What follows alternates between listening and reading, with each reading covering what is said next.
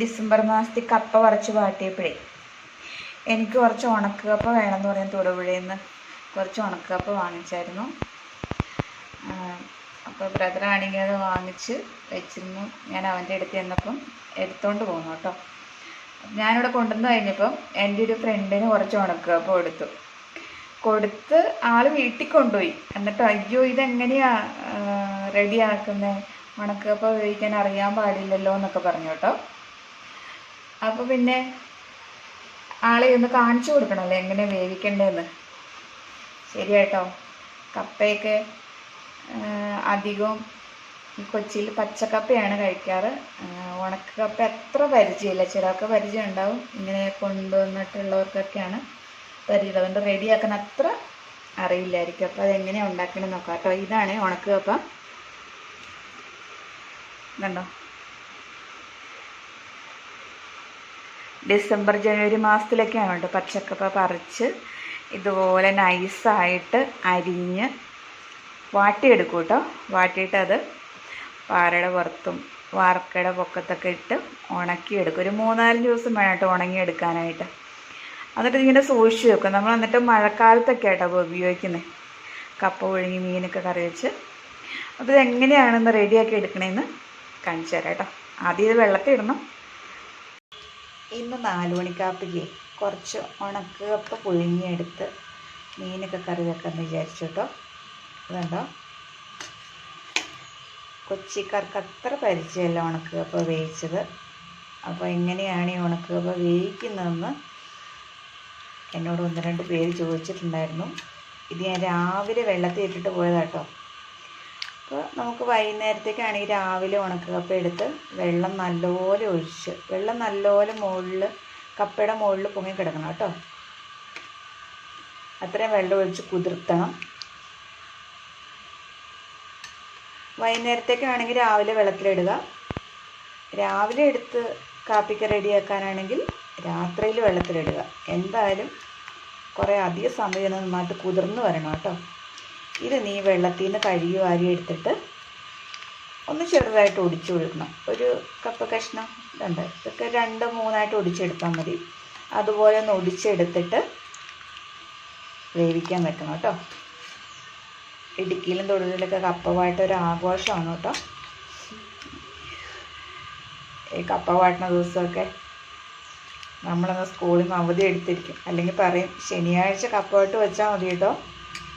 ക്ലാസ്സുള്ള ദിവസങ്ങളിലൊന്നും കപ്പവാട്ട് വെച്ച് നമുക്കതിൽ പങ്കെടുക്കാൻ പറ്റത്തില്ലല്ലോ. അപ്പോൾ ഈ കപ്പ പറിക്കുന്നിടത്തൊക്കെ ഇങ്ങനെ കപ്പ വെട്ടി കൂട്ടിയിടും ചേട്ടന്മാരൊക്കെ. ഇങ്ങനെ നമ്മളതെല്ലാം പറക്കി വല്ലത്തിൽ ഇട്ട് കൊടുക്കും. പിന്നെ കപ്പ പൊളിക്കുന്ന ചേച്ചിമാർക്ക് കപ്പ പൊളിക്കാൻ അടുത്ത് അടുക്കി പറക്കി വെച്ച് കൊടുക്കും. പൊളിച്ച കപ്പ അരിയുന്നിടത്തേക്ക് കൊണ്ടുപോയി വെച്ച് കൊടുക്കും.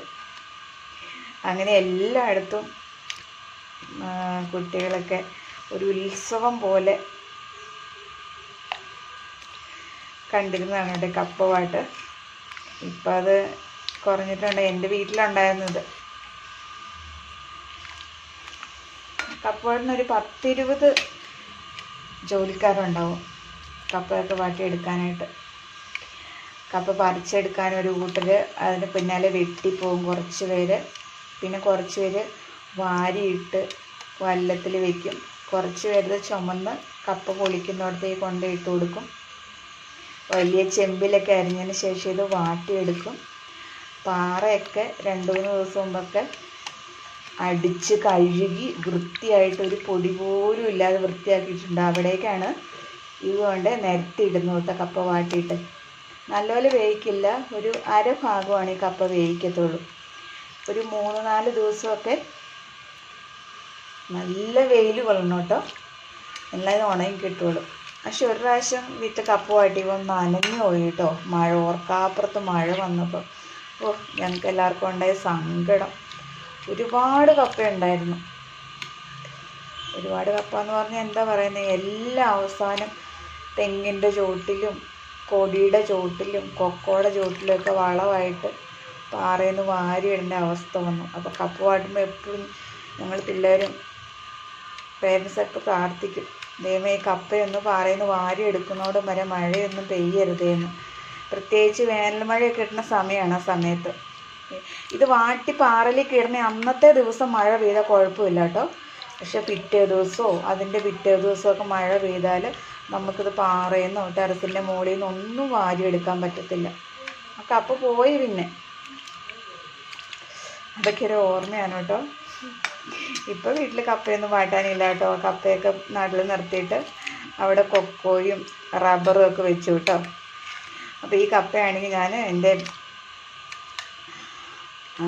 അങ്കിളിൻ്റെ വീട്ടിൽ നിന്ന് അവിടെ കപ്പ കൃഷിയുണ്ട് കേട്ടോ.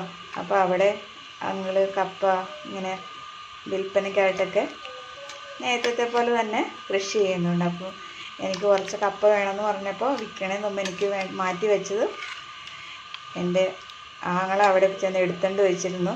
ഞാനിട്ട് വീട്ടിൽ ചെന്നപ്പോൾ എടുത്തുകൊണ്ട് പോകുന്നതാണ്. അപ്പോൾ ഇത്രയൊക്കെയാണ് കപ്പ വിശേഷങ്ങൾ. അപ്പോൾ ഇനി നമുക്കിത് കഴുകി വാരി അടുപ്പത്ത് വെച്ച് ഉപ്പൊക്കെ ഇട്ടൊന്ന് വേവിച്ചെടുക്കണം, വേവിച്ച് ഊറ്റിയെടുക്കണം. കണ്ടോ, ആ കപ്പ ഇതുപോലെ ഒടിച്ചെടുക്കണേ. പിന്നെ നമുക്കിതിലേക്ക് വെള്ളം ഒഴിച്ചു കൊടുക്കാം. ഒന്ന് തിളപ്പിച്ച് ഊറ്റണം കേട്ടോ എപ്പോഴും.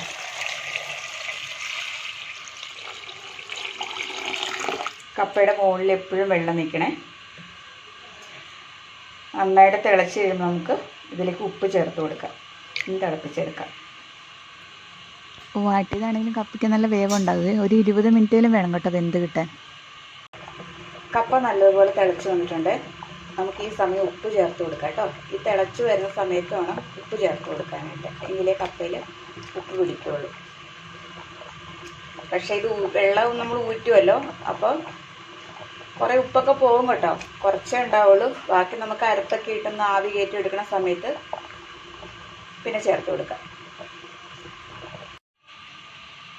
നമുക്ക് ആ കപ്പയ്ക്ക് അരപ്പ് റെഡിയാക്കണമല്ലോ. അതിന് വേണ്ടിയിട്ട് ഒരു ചെറിയ മുറി തേങ്ങ എടുത്തിട്ടുണ്ട് കേട്ടോ. ചെറിയ തേങ്ങയാണ്. ഒരു 3-4 പച്ചമുളക്, ചുമന്നുള്ളി, ഇത്ര മതി കേട്ടോ. വെളുത്തുള്ളി, ജീരകം അങ്ങനെയുള്ള ഒന്നും വേണ്ട. ശരിക്കും കാന്താരി മുളകാണ് നല്ലത്. പക്ഷേ എൻ്റെ കാന്താരി മുളക് ഇല്ലാതെ ആയിപ്പോയി. അതുകൊണ്ട് ഞാൻ കൊമ്പമുളക് എടുത്ത കേട്ടോ. പിന്നെ കുറച്ച് മഞ്ഞൾപ്പൊടി. ആദ്യം നമുക്ക് ഈ മുളകും ഉള്ളിയും ഒന്ന് നല്ലപോലെ അരച്ചെടുക്കണം. തേങ്ങ ഒന്ന് ഒതുക്കിയെടുത്താൽ മതി കേട്ടോ. തേങ്ങ അരിഞ്ഞു പോരുത്, കാര്യം പ്രത്യേകം ഓർക്കണം. ഒന്ന് ഒതുക്കിയെടുക്കാം കപ്പ തിളയ്ക്കുമ്പോഴത്തേനും. ഉണക്ക കപ്പയ്ക്ക് ഉണക്കമീനാണ് കേട്ടോ കറി വയ്ക്കുകയോ വറുക്കുകയോ എന്തെങ്കിലും ചെയ്യുന്നത്.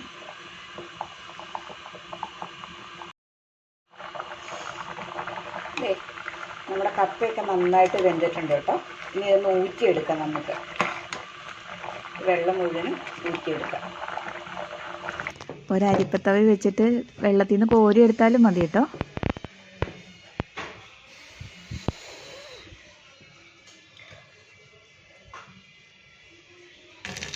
വെള്ളം ഇങ്ങനെ ഊറ്റിയെടുക്കണം കേട്ടോ. ഈ വെള്ളം ഊറ്റിക്കലാണ്.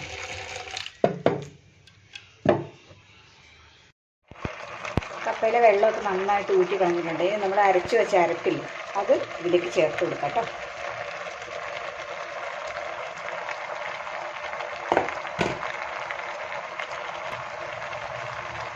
കുറച്ച് കറിവേപ്പില, നമ്മളെ മിക്സി കഴുകിയെടുത്ത വെള്ളം കൂടെ ചേർത്ത് കൊടുക്കണേ. കുറച്ച് ആവിയൊക്കെ നന്നായിട്ട് കയറി വന്നിരുമ്പോൾ ഈ വെള്ളം ഒന്ന് വറ്റിപ്പൊക്കോളും. ഇനി കുറച്ച് ഉപ്പുനീര് ചേർത്ത് കൊടുക്കണം കേട്ടോ. കാരണം ആ വെള്ളത്തിൻ്റെ കൂടെ ഉപ്പും കുറച്ച് ഒഴുകി പോയിട്ടുണ്ടാകത്തില്ല. അപ്പോൾ കുറച്ച് ഉപ്പുനീരും കൂടെ ചേർത്ത് കൊടുക്കാം. ഇനി നമുക്കിത് അടച്ച് വെച്ചിട്ട് നന്നായിട്ട് തീ കുറച്ച് വെച്ച് ആവി കയറ്റിയെടുക്കാം. ആവി കയറി തുടങ്ങിയിട്ടുണ്ട്. തീ കുറച്ച് വെക്കണം കേട്ടോ. തീ ഒരുപാട് കൂട്ടി വെക്കണ്ട. തീ ഒന്ന് കുറച്ച് വെച്ചിട്ട് നന്നായിട്ട് ആവി കയറി വരട്ടെ. അരപ്പൊക്കെ നന്നായിട്ട് ആവി കയറിയിട്ടുണ്ട്. അരപ്പ് വെന്തതിൻ്റെ ഒരു മണം പുറത്തേക്ക് വരാൻ തുടങ്ങി കേട്ടോ. നമുക്ക് ഈ അടപ്പൊന്ന് മാറ്റി നോക്കാവേ. നന്നായിട്ട് ആവി കയറിയിട്ടുണ്ട്. ആ കറിവേപ്പില വെന്ത മണോ തേങ്ങ വെന്ത മണമൊക്കെ വരുന്നുണ്ടോ. നമുക്കിതിൻ്റെ അടിയിൽ കുറച്ച് വെള്ളം ഉണ്ടാവുമല്ലോ, അതൊന്ന് വറ്റിയോ നോക്കട്ടോ. ഇതാണ് നമ്മുടെ താരം കേട്ടോ, കമ്പ്. പച്ചക്കപ്പ പുഴുങ്ങുന്നത് എങ്ങനെയാണെന്ന് വെച്ചുള്ള വീഡിയോയിൽ ഞാൻ ഇട്ടതിനകത്ത് കമ്പ് പരിചയപ്പെടുത്തിയായിരുന്നല്ലേ. ഇങ്ങനെ ഒരു കപ്പ ഇളക്കുന്ന കമ്പില്ലാത്ത ഒരൊറ്റ വീടും ഇടുക്കി തൊടുപുഴ ഭാഗത്തൊന്നും ഉണ്ടാവില്ല കേട്ടോ, പാലാ ഭാഗത്തൊന്നും. എല്ലാ വീട്ടിലും ഉണ്ടാവും ഇങ്ങനെയൊരു കമ്പ്. വെള്ളം വറ്റി നോക്കാം. വെള്ളം പറ്റിയിട്ടുണ്ട് കേട്ടോ. ഇനി നമുക്കിന്ന് വാങ്ങി ഇളക്കിയെടുക്കാം നന്നായിട്ട്. ഇനി നന്നായിട്ട് ഇളക്കി കൂട്ടിയെടുക്കണം കേട്ടോ. ഇങ്ങനെ ഉപ്പ് ഞാൻ നോക്കി, ഉപ്പ് പാകമായിരുന്നു. ഇങ്ങനെ ഇളക്കി കൂട്ടിയെടുക്കണം.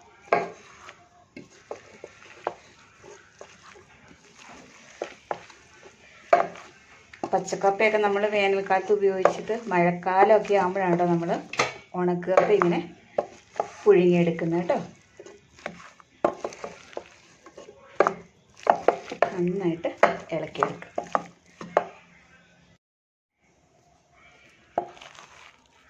ഈ കമ്പ് വെച്ച് ഇതുപോലെ നന്നായിട്ട് ഉടച്ചെടുക്കണം കേട്ടോ. നന്നായിട്ട് ഇളക്കി കൂട്ടിയെടുക്കണേ.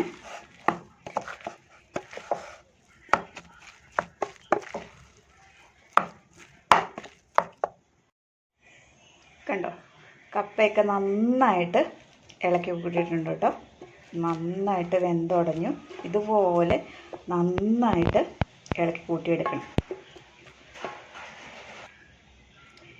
ഇനി ഒരു കാര്യമുള്ളത്, ഈ കമ്പിൽ പറ്റിപ്പിടിച്ചിരിക്കുന്ന കപ്പയുണ്ടല്ലോ, അത് കൈവിരലും കൊണ്ട് വടിച്ച് കഴിക്കാൻ എന്തൊരു ടേസ്റ്റാണെന്നറിയാമോ? അമ്മച്ചിയുടെ അടുത്ത് കാവൽ എന്നിട്ട് ഇത് വാങ്ങിച്ചെടുക്കുമായിരുന്നു. ഈ കമ്പിലെ കപ്പയൊക്കെ വടിച്ച് കഴിക്കാൻ വേണ്ടിയിട്ട്. അപ്പോൾ ഇതുപോലെയാണ് ഉണക്ക കപ്പ നമ്മൾ പുഴുങ്ങിയെടുക്കുന്നത് കേട്ടോ. ഇതുപോലെ നന്നായിട്ട് ഉടച്ച് ഇളക്കിയെടുക്കണേ. അപ്പോൾ ഇനി ഉണക്കക്കപ്പ മാർക്കറ്റിൽ നിന്ന് വാങ്ങിച്ചിട്ട് അത് പുഴുങ്ങിയെടുക്കാൻ അറിയാൻ പാടില്ലെന്ന് ആരും പറയരുത്. ഇതുപോലെ തന്നെ പുഴുങ്ങിയെടുക്കണം കേട്ടോ. എന്നിട്ട് പച്ചമീനിന് പകരം ഉണക്കമീൻ കറി വെച്ചോ വറുത്തോ ഒക്കെ ഉപയോഗിക്കണം കേട്ടോ. അതാണ് ടേസ്റ്റ്.